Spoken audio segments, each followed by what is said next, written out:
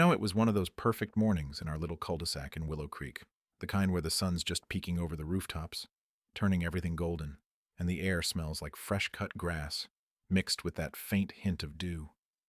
I stepped out onto my porch, mug of black coffee in hand, feeling like the world's my oyster, just me and the quiet hum of the neighborhood waking up. But then, out of nowhere, this sharp voice slices through the peace, like a knife. "Hey, you can't do that here." I look up, and there's Linda, our HOA queen bee, striding over with her ever-present tablet like she's on a mission from God, her face all pinched and judgmental, and I think, oh boy, here we go. What now? Linda wasn't just any neighbor. She'd turned our homeowners association into her personal empire, you see, ever since her husband left her a couple years back, and she poured all that pent-up frustration into policing every blade of grass and mailbox in sight. It wasn't about keeping things nice. No, it was about control, about making sure everyone knew she held the reins, especially after she'd clashed with half the street over petty stuff like holiday lights or driveway parking. So there she is, waving this pre-printed citation at me like it's the Ten Commandments, saying, "Drinking coffee on your front porch? That's unsightly conduct. Violates our community standards. Front yards are for aesthetics, not personal indulgences."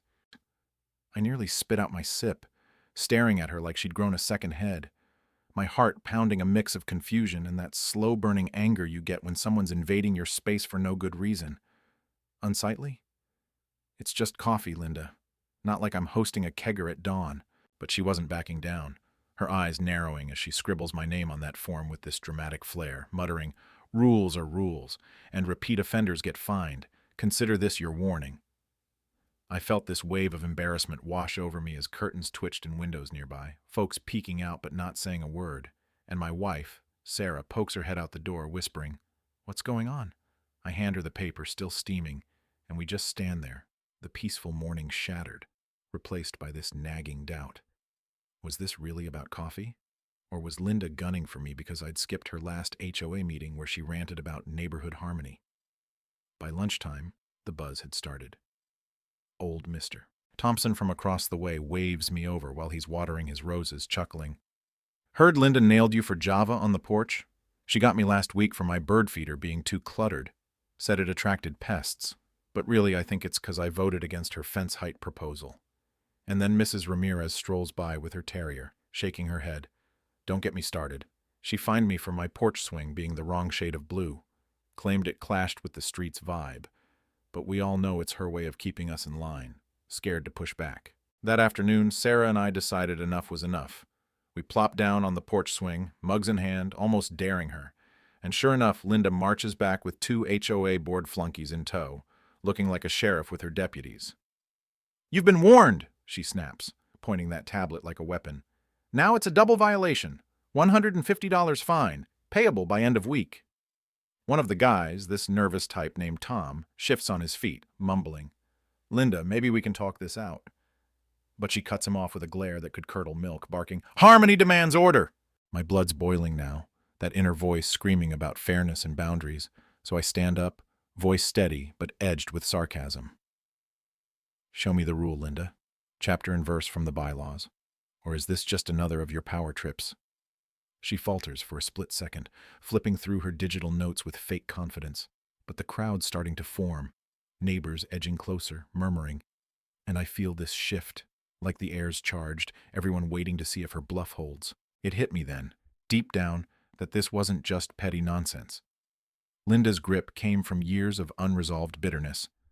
Rumor had it she'd lost a big promotion at work around the time she ramped up her HOA tyranny, channeling that rejection into lording over us, twisting vague harmony clauses to suit her moods, all because controlling the neighborhood filled that void where her life had cracked.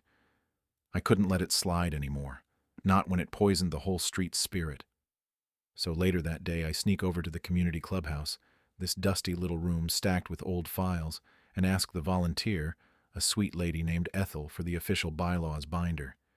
She eyes me warily, whispering, "Linda didn't send you, did she?" And when I say no, she hands it over with a knowing nod, like she's been waiting for someone to dig. I pore over those yellowed pages, landscaping specs, paint colors, no parking zones, but zilch on beverages or unsightly conduct like that. It's all broad strokes Linda had weaponized. And just as I'm snapping photos, Tom slips in, glancing over his shoulder, and leans in close. She's been faking addendums for months, scares folks into compliance, even threatened to report my side gig to the city when I questioned her.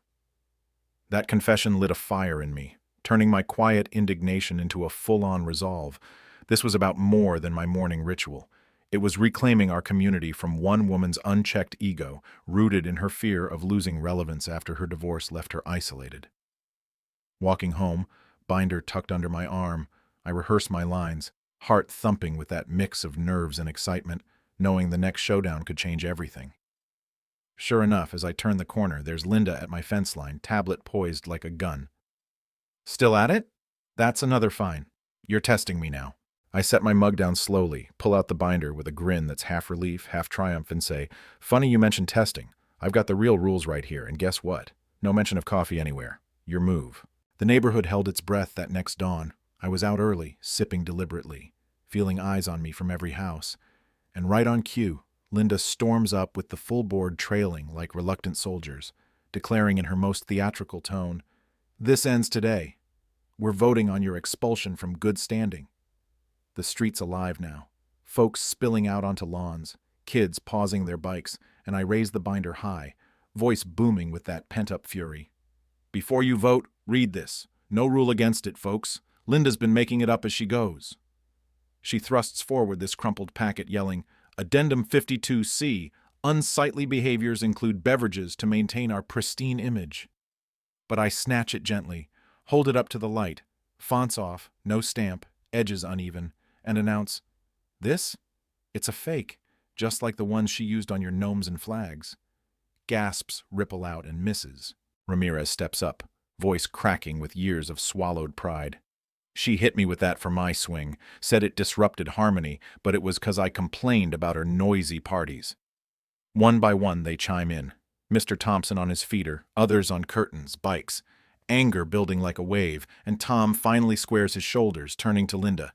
"Enough! We're done with your games!" In that electric moment, as the board huddles and pulls her aside, her face crumpling from smug to cornered, the cul-de-sac exhaled, transforming from a tense standoff to this impromptu block party. Chairs dragged out, sodas cracked open, laughter echoing where whispers once hid. We held an emergency vote right there on Mr. Thompson's lawn, the turnout massive, stories pouring out like floodwaters, bogus fines born from Linda's grudges, threats tied to her own insecurities, all unraveling under the sun. It was unanimous. She was out, her reign of fabricated terror over, and as cheers erupted, I felt this profound release, like we'd all shed a collective weight, realizing silence had been her real power. Linda slunk away, house going dark that night, rumors swirling she moved out weeks later, or maybe holed up stewing in defeat. But either way, Willow Creek breathed free again.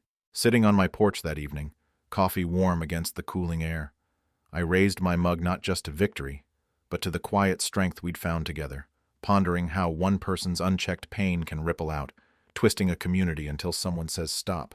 But here's the thing that still nags at me. Was Linda truly the villain, or just a broken soul lashing out? And did we go too far in stripping her down publicly, leaving her isolated? Makes you wonder about justice in these tight-knit places, right? If you've got your own HOA horror story, or thoughts on where that line is between rules and tyranny, drop it in the comments below. Did we handle it right? Or could there have been a kinder way? Hit like if porch coffee should be a universal right. Subscribe for more real-life neighborhood tales, and share if this reminds you of your block. Let's keep the conversation going.